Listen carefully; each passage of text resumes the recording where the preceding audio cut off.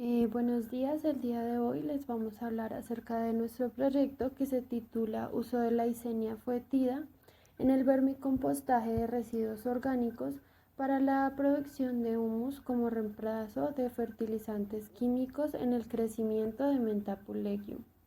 La generación de residuos se ha convertido en un problema global en el cual interviene el rápido desarrollo de las ciudades y dentro de ellas el crecimiento exponencial que tienen las poblaciones.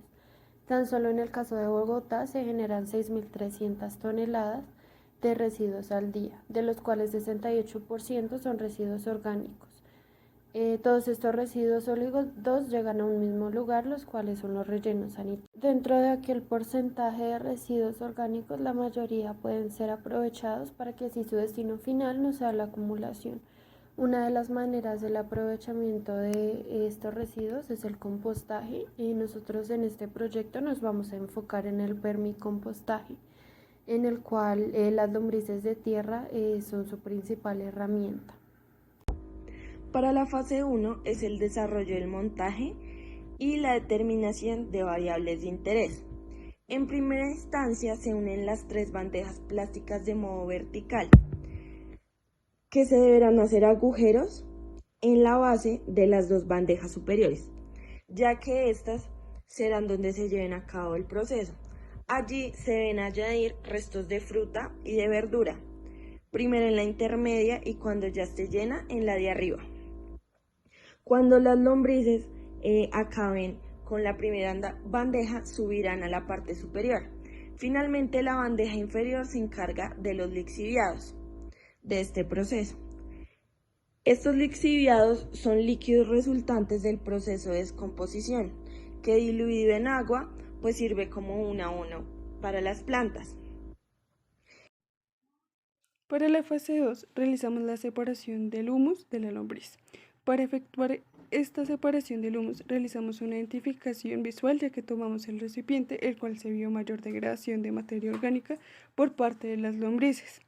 Ya identificando el recipiente lo posicionamos en la parte de arriba y le quitamos la tapa como lo podemos evidenciar en la primera imagen. Ya al pasar esto lo dejamos en contacto con el sol por 24 horas. Ya al tener la muestra lo pasamos por el tamizador vigorosamente, así dejando los residuos en la parte superior. Ya al tener la muestra, seguimos a la fase 3, la cual es la determinación de variables y evaluación de efectividad del fertilizante por medio del vermicompostaje. Hicimos una revisión bibliográfica, el cual pues tienen alta importancia los parámetros como el pH, la temperatura, la humedad y la aireación. Y por último se realizó una evaluación de la capacidad y efectividad del fertilizante producido por el vermicompostaje.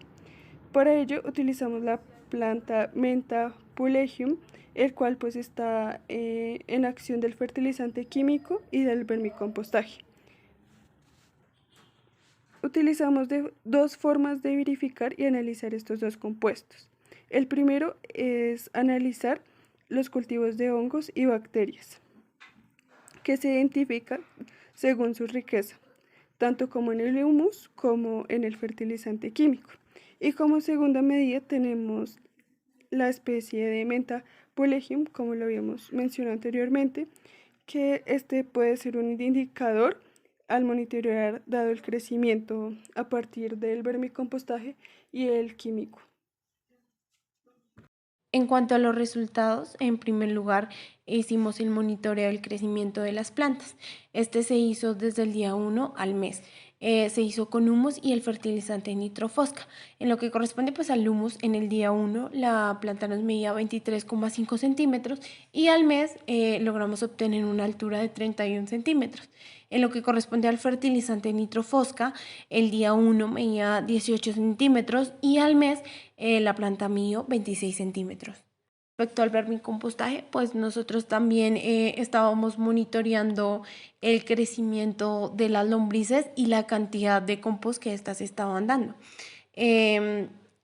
También a estas muestras con fertilizante y humus le realizamos pruebas de pH y conductividad, donde pues el humus arrojó un pH de 6,72, es decir, muy favorable.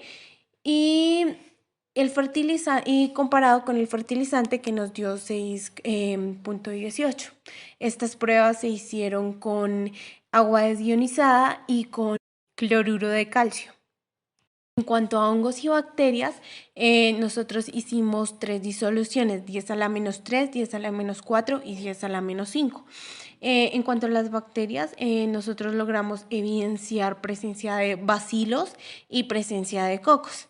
En cuanto a los hongos, en su mayoría logramos evidenciar levaduras y hongos trichoderma. Bueno, para la descripción de resultados dividimos en tres partes la descripción de resultados. El primero va a ser el pH, siendo uno de los principales condicionantes para el crecimiento de las plantas. Este pH que se midió se utilizaron pues, a partir de dos tipos de extractantes, siguiendo el método de compost extractante. Se utilizó agua ionizada y cloruro de calcio a 0,1 molar. Sin embargo, a partir de un estudio realizado por Milán Marreno en 2018 de la Universidad Nacional, se tomarán pues, los valores de pH utilizando con agua deionizada, ya que son los valores más exactos a la hora de medir el compost. Entonces podemos observar dos comportamientos, el vermicompost que con un comportamiento de 6,72 y el nitrofosca con un valor de 6,46. A partir de estudios Cruz del 2018 de la Universidad de Valencia, pues se miran se hacen como estudios a partir del cuál es el comportamiento agrológico y se tiene que es mucho mejor el pHs más altos. Entonces, por el momento el vermicompost tendría un mejor comportamiento. Ahora vamos a hablar de la riqueza de la microfauna como otro de los valores determinantes a la hora de hacer la comparación. Entonces, riqueza como la cantidad de especies de bacterias y hongos que se encontraron en los cultivos. Para las bacterias tenemos entonces el vermicompost en color naranja y el nitrofos en color azul. Se encontró que hay una mayor riqueza de bacterias en el vermicompost, en el humus resultante, debido a que en la digestión que hacen las lombrices, en el tracto digestivo se van adicionando bacterias que quedan en el humus. En el Enterofosca se encontró solamente una especie de morfología que son los bacilos. En cambio en el vermicompost encontramos dos diferentes morfologías, bacilos y cocos. En cuanto a los hongos, se encontraron riquezas parecidas, similares, con especies de morfologías también muy similares. Se encontraron cigonomicetos, levaduras y deuteromicetos en los dos cultivos junto con sus réplicas. Por lo que realmente decir que uno tiene mayor riqueza que el otro, se necesitarán hacer mayores estudios para poder determinar esto.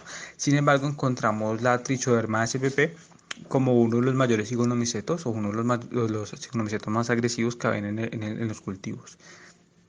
El último factor determinante se observó el crecimiento de la menta polyngium, una especie que se seleccionó por su rápido crecimiento y su rápida adaptabilidad al medio. Se tuvieron entonces en los tres monitoreos, observamos que el último monitoreo tiende a parecerse al 15 días y al del primer día, sin haber un crecimiento desmedido de su crecimiento, sino que se mantuvieron las proporciones en los tres monitoreos. Hay un régimen de error a partir de los instrumentos que puede ser 0,05 en cada una de las mediciones. Sin embargo, no existe una comparación, no existe un dato atípico que nos pueda confirmar que una tuvo mayor comportamiento que la otra.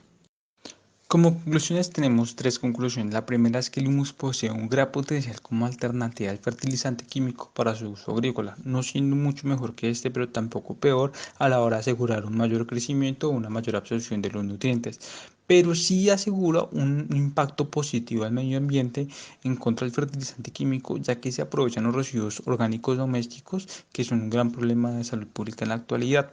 La segunda conclusión que tenemos es que el suelo con humus del vermicompostaje resultante realmente ya tiene pH entre 5 y el 8, humedades del 70 al 80%, lo cual nos está asegurando o nos está saliendo un humus ya con cualidades perfectas para el uso agrícola, muy recomendables. Entonces es una ventaja que tiene el uso del humus.